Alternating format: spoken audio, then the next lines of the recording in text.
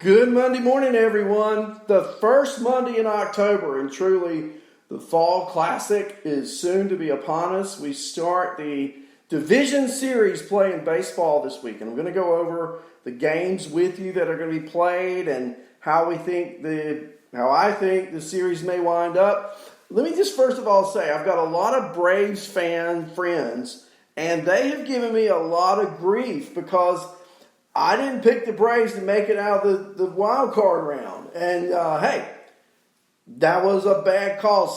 How did I know Cincinnati Red players would leave their bats in the dugout and not hit the ball at all? How did I know? Tell you what happened. The Braves pitching was superior. I mean, it was outstanding. I think it was the first time ever in a series. Now, I know they only played a best out of three. But I think it's the only time I've ever seen where the losing team, the Reds, never scored at all. I mean, it was two shutouts. So Atlanta Brave pitching, kudos to you this morning. You get the award of the day. So to my friends out there who said I was dogging on the Braves, it was just a prediction that was wrong. I'm usually right some of the time, but yeah, I was wrong on that one. The National League games start tomorrow, so I'm going to talk about those tomorrow. But I want to talk about the two games today. American League Division Series, 4:07 p.m., game number 1.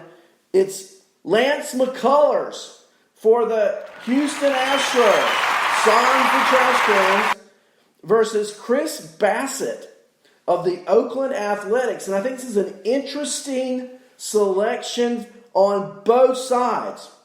You might have thought Greinke. No, it's McCullers. Why? McCullers has been hot going down the stretch. And for Oakland, you got a lot of choices. But they went with Bassett because Bassett has been so consistent over the last month of the season, including the wild card round game last week. So this game is at Dodger Stadium. That's right. Dodger Stadium. Game 1, 4:07. McCullers versus Bassett.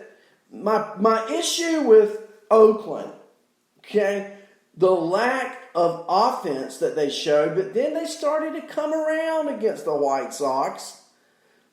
Houston, my concern is the lack of a deep bullpen. And I think that's going to be the Achilles heel. I think that's going to be what differentiates the Astros from the A's in this series is the lack of the bullpen. Liam Hendricks is incredible. I think that's going to be the difference. I'm going with the A's to advance in the ALDS to the ALCS next week. Now, here's the one. Whoa. The Yankees and the Rays. Fastly becoming one of the most talked about rivalries. Fastly becoming one of the biggest rivalries amongst the teams. The things you read on Twitter, they're staying together in the same facility. And they're playing these games at Petco Park in San Diego, California. A pitcher's park, remember. Petco's more of a pitcher's park. I think Dodger Stadium over the years, with new stadiums being built, has sort of not favored either pitching or hitting. But I think Petco favors pitching. Does that help the Yankees more in Game 1 with Garrett Cole? Or does that help Tampa more in Game 1 with Blake Snell? First pitch, 8:07.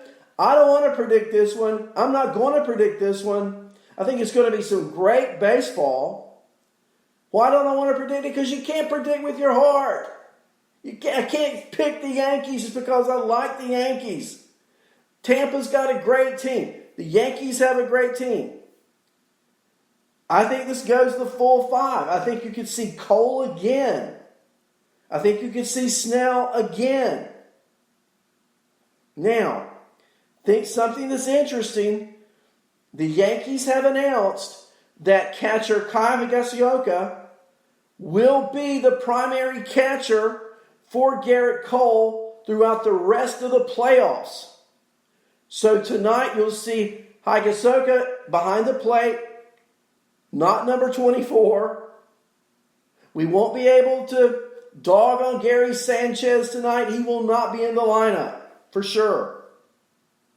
So with Higasoka behind the plate against the Rays on Monday, this will be Cole's 6th consecutive start. He's a superior defensive catcher, but he's not much of a hitter, okay? But he will be catching tonight. Now let's look at some DFS plays in this series today, okay? And series odds. Actually, the Yankees are the odds favorite to win the series. You've got Garrett Cole against Snell in Game 1. You've got Tanaka and Glasnow in Game 2. Happ and Yarborough in Game 3. Devi Garcia and Charlie Morton in Game 4. And if necessary, Cole and Snell in Game 5. So, all of these, as far as DFS plays, I think on Monday I got to go with Garrett Cole. Now, Cole has had 2 great starts against the Rays this year and 1 rough one. He piled up strikeouts against the Rays, but he was hit for 5 home runs in 16 innings. Now, Snell could be a good pivot in DFS today, but he has struggled in the past with the Yankees. Tomorrow's game, Tyler Glasnow, incredible strikeout stuff, but dicey command. He's had success against the Yankees this year in 2 of his 3 starts, the most recent being a 9 strikeout outing where he went 6 innings. Tanaka has a solid history against the Rays, not very effective against them this season. Risky play for Game 2. Pitching is look, I believe this. Pitching is chancy in the playoffs, period. I think the Yankees win the series, but I think it's going to be a tight series. For pitching for the Houston and Oakland, I told you it's going to be McCullers and Bassett today, Greinke and Luzardo tomorrow, Framber Valdez and Sean Manaea, and then Christian Javier, combination of Jose Urquidy and Mike Fiers and Frankie Montas. I think more Montas than Fiers. Last game out, Fiers absolutely had nothing in the tank. And if we have a Game 5, I think you're back to Game 1 starters. Similar to what will happen in the Yankee-Tampa series. A little baseball information for you. Clevenger and Lamet. Clevenger elbow, Lamet biceps will likely be last-minute decisions in regard to their availability in the upcoming NLDS against the Dodgers. They're playing those games in Texas. The 2 pitchers, according to Jace Tingler, the Padre manager, quote, they're playing catch. They're building up. They will do bullpens if the catch play goes well. End of quote. That didn't tell me much. Clevenger and Lamet, we know, were forced to miss the wild card series against the Cardinals.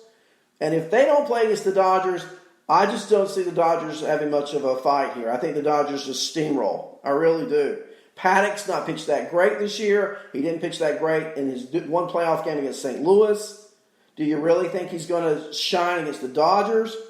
And if he does, how much confidence do you have in Zach Davies against LA? I don't. I think the Dodgers will eat his lunch. Sterling Marte, Marlins outfielder. They're playing tomorrow again. National League's tomorrow. American League's today. He's uncertain as to his availability for the National League series against the Braves. If you remember, he was hit by a pitch in the 9th inning of the last game. He fractured his pinky finger. And the club has, quote, no determination on his status. We shall see, right? So, those are just a few notes, a few nuggets. Busy day this Monday for me. I'm going to tell you guys, I've got a lot going on. I've got to get out of here in a few minutes. I want to just briefly talk about NFL and fantasy week this week. I think I told you guys I'm on if you ever played fantasy football, you haven't really played fantasy football until you've played in a 14-team, one-quarterback league. There's no meat on the bone for waivers. You gotta hope if you pick somebody up that they're a handcuff and they'll eventually play. Okay, I picked up McKinnon for San Francisco at the beginning of the year. Jerick McKinnon. We'll talk about Jerick McKinnon in just a moment. Last night, the 49ers played the Eagles. I don't pull for either team, but for fantasy purposes, I pulled for the 49ers because I had two 49er players on my roster. One of them, Jerick McKinnon. Going into the game last night, my matchup, I was down 10 points, half-point PPR. I had two 49ers. My opponent has Julian Edelman and Rex Burkhead tonight. I'm 10 points down, so I figure I got to score at least 35 points last night to have a chance, right? Edelman, what if he gets 15? What if Burkhead gets 10? Then there's 25 for my opponent. I'm already 10 down. There's the 35. Okay, so last night, McKinnon, 19 points in my league. 14 rushes, 54 yards. He had a rushing touchdown, 8 passing targets, 7 receptions, 43 receiving yards. I don't know if Jerick McKinnon is available in your league, and I know Mostert's coming back soon, but McKinnon was playing the week when Mostert was on the field. First week of the year, Mostert starts. McKinnon still gets 11.9 points in my fantasy league for me. Each week he's increased. Week 1, 11.9. Week 2, 13.7. Week 3, 15.2. Week 4, last night, 19.2. Big help, right? So there's 19 of the 35 I needed. And who was my other 49er? It was Greg Kittle. Greg Kittle. You know, Kittle played the first half of the first game, went out, high throw from Garoppolo, landed weird, hurt his knee. Didn't play week 2, didn't play week 3. In week 1, I lost by 1.5. In week 2, I lost by 2 points. Had I had George Kittle, had I had him, which I didn't, if a frog had wings, right, wouldn't bump his rear. But if I'd have had George Kittle, I would have won the first 2 weeks. Proof in the pudding, last night, check this number out. He had a rushing attempt for 8 yards. But that's just the start. 15 targets, 15 receptions, 183 receiving yards, a receiving touchdown. He almost caught a Hail Mary at the end of the game. The 49ers lose.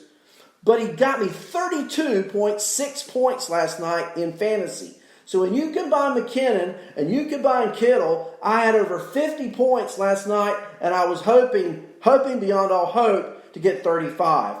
I'm now up 144 to 103. So I've got a 41-point lead. Again, he has Edelman. He has Burkhead. The Patriots play that makeup game, postponed game against the Kansas City Chiefs tonight at 7 o'clock. I'm feeling pretty good about my week.